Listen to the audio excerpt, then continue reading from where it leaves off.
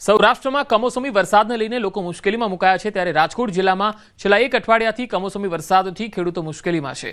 ખેડૂતોએ વાવેતર કરેલ મગફળીનું વાવેતર નિષ્ફળ થયું છે। કુદરતી આપદાને લઈ ખેતી કરવી મુશ્કેલ બની છે ત્યારે ફરી છેલ્લા અઠવાડિયાથી કમોસમી વરસાદને કારણે મગફળીનો પાક પલળી જતા ફૂગ આવી ગઈ છે, સડો પડી ગયો છે। મોંઘા ભાવનું બિયારણ, મોંઘું ખાતર, મોંઘી દવાનો ખર્ચ કર્યો હોય ત્યારે કુદરતી આફતોને કારણે હવે ખેડૂત પરેશાન બન્યા છે। बहु अटाणे भयंकर परिस्थिति अमने कई खबर नहीं पड़ती कि आम हूँ करवू ने हूँ न करवू। अटाणे अमरी पासे पैसा नहीं, कांई नहीं, अने छतां बीजुं वावेतर करवानो ई पैसा नहीं। जो आमां वहेली तके सरकार सहाय करे तो बहु सारूं कहेवाय। खेडूतो तरीके हूँ एवुं कहेवा मागुं छुं के आ कुदरती प्रकोपने हिसाबे जे कांई बीना बनी ए अमारा हाथनी वात नथी, बराबर छे। આજે અમે મારા મગફળીના ખેતરમાં ઊભા છીએ અને નજર સામે વિડીયો સામે અમે જે બોલી સત્ય બોલી છે, પણ હવે આ ખર્ચો એવો એટલો બધો કર્યો ખેડૂતોએ બધાએ, પણ એ લોકોને આજની તારીખમાં વળતર મળવાને માટે 0% રિકવરી છે। બોટાદ જિલ્લાના ખેડૂતો પણ કમોસમી વરસાદથી ભારે મુશ્કેલીમાં મુકાયા। સતત પડી રહેલા માવઠાને કારણે ખેડૂતોના સપનાઓ પર પાણી ફરી વળ્યું। બોટાદ જિલ્લામાં ખેડૂતોએ મુખ્યત્વે મગફળી, કપાસ અને બાજરી જેવા પાકોનું વાવેતર કર્યું હતું, પરંતુ પાક તૈયાર થવાના સમયે જ કમોસમી વરસાદ આવવાથી પાકોને ભારે નુકસાન થયું। કમોસમી વરસાદ આવતા ખેડૂતોના મોઢે આવેલો કોળિયો છીનવાઈ ગયો છે। હાલ ખેડૂતો દ્વારા માંગ કરાઈ છે કે સરકાર દ્વારા વહેલી તકે સર્વે હાથ ધરી વળતર ચૂકવવામાં આવે। આજે અમારે આપઘાત કરવા જેવો વારો આવ્યો છે તો બે હાથ જોડીને સરકારશ્રીને હું નમ્ર વિનંતી કરું છું કે અમારું જેટલું અમારે ઘટતું થાય, અમારે પ્રોફિટ નથી જોતો, પણ વીઘે અમારે 7-8-10 હજારનો ખર્ચો આવ્યો છે, એ ખર્ચો અમને ભરપાઈ કરી આપે। કમોસમી વરસાદના કારણે અમારે સિંગનો પાક ખાવો નિષ્ફળ નીવડી ગયો છે। હવે એમાં કાંઈ ઢોરને ખાય એવું નથી રહ્યું કે નથી માણસને ખાય એવું રહ્યું, અને બધું પલળીને સાવ કાળું થઈ ગયું છે। આ બાજરી બધી ઉગી ગયેલ છે અને આમાં અત્યારે વીઘે 8 થી 10 હજાર રૂપિયા ખર્ચો લાગ્યો હોય અને ત્યારે ખેડૂતના હાથમાં કાંઈ આવી શકે તેવું નથી, જેથી ખેડૂત સરકારને નમ્ર વિનંતી કે આનું તાત્કાલિક ધોરણે સર્વે કરી ખેડૂતને બને એટલી સહાય કરે એવી અમારી અપેક્ષા છે। વીઘે અમારે બાજરામાં 10,000નું ખર્ચ લાગતું હોય, વાવેતરમાં હળથી માંડીને ખાતર, દાળિયા બધું જ બરોબર 10,000 રૂપિયાનું ખર્ચ થતું હોય તો સરકારને એવી વિનંતી છે કે વહેલામાં વહેલી તકે સર્વે કરવામાં આવે અને વહેલામાં વહેલી તકે ખેડૂતને વળતર મળે, બરોબર છે, નકર ખેડૂતને દવા પીવાનો વારો છે। અમરેલી જિલ્લામાં કમોસમી વરસાદને કારણે ખેતી પાકોમાં થયેલ નુકસાનથી ખેડૂતોની હાલત કફોડી છે।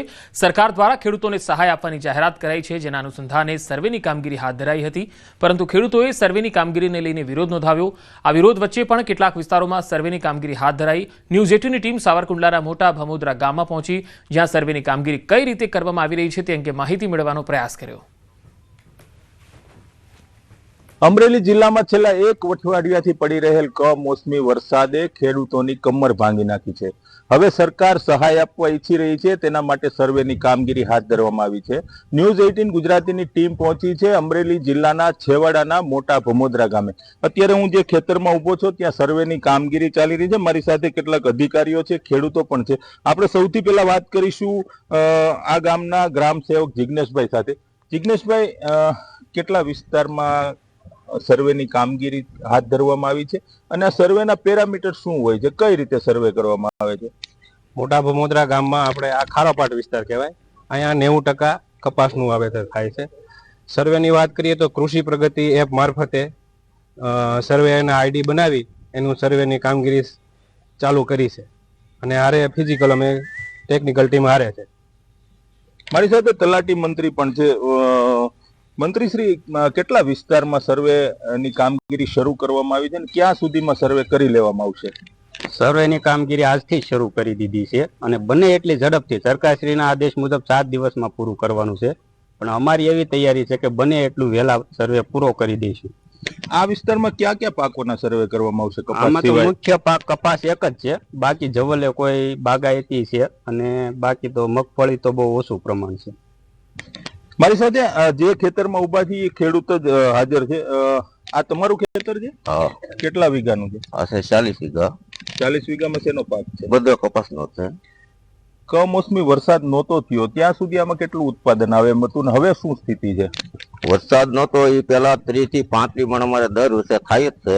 પણ હવે આ વરસાદ થયો, હવે 8 થી 10 મણ નહીં થાય, એટલે નુકસાની તો બહુ જાજી છે. 100% નુકસાની છે. મજૂરીના પૈસા થાય એમ નથી આમાં. તો અત્યારે આ કપાસ ક્વોલિટી બગડી ગઈ છે કે ખરી ગયો, શું થયું છે? ખરી ગયો છે, સાપા ખરી ગયા છે. આ ક્વોલિટીમાં તો આ બધું ઉગી ગયું છે, આનો વજન કાંઈ થાય નહીં. એટલે 70% તો એમને ખરી અને બધું પાણી તણાઈ ગયું છે અને આ સાપા નથી ને આ કાળો મસ્ત થઈ ગયો છે. અત્યારે આ સર્વેની કામગીરી હાલે છે એનાથી તમે સંતુષ્ટ છો? 100% આપે તો સંતુષ્ટ થઈ, નકર તો પછી સરકારને હું ઉમેદ કેવી. કેટલું સર્વેનું કામ ચાલી રહ્યું છે અને કઈ રીતે તમે સર્વે કરો છો? ઓનલાઈન સર્વે છે, કૃષિ પ્રગતિ એપ છે. ઓનલાઈન સર્વે થી કામગીરી ચાલી જ રહી છે અને એ થકી હું સર્વે કરી રહ્યો છું. કેટલા દિવસમાં પૂરું થઈ જાય? સરકારે પૂર્ણ 7 દિવસ આપ્યા છે, પણ એ બધું મારી થકી હું એવું માનું છું કે હું વહેલા છતાં કરી દઈશ. તો અમરેલી જિલ્લામાં કેટલાક વિસ્તારોમાં સર્વેનો વિરોધ થયો છે. રાજુલા અને ખાંભા વિસ્તારમાં સર્વેયરોને ખેડૂતોએ પોતાના ખેતરમાંથી હાંકી કાઢ્યા હોય તેવા પણ બનાવો બન્યા છે. પરંતુ સાવરકુંડલા તાલુકાના ગ્રામ્ય વિસ્તારમાં સર્વેની કામગીરી હાથ ધરવામાં આવી છે. ખેડૂતો અપેક્ષા રાખી રહ્યા છે કે ઝડપથી સર્વે પૂર્ણ કરવામાં આવે અને ત્યારબાદ યોગ્ય સહાય આપવામાં આવે. રાજન ગઢિયા, ન્યૂઝ 18 ગુજરાતી, અમરેલી. આ તરફ ગીર સોમનાથ જિલ્લામાં કમોસમી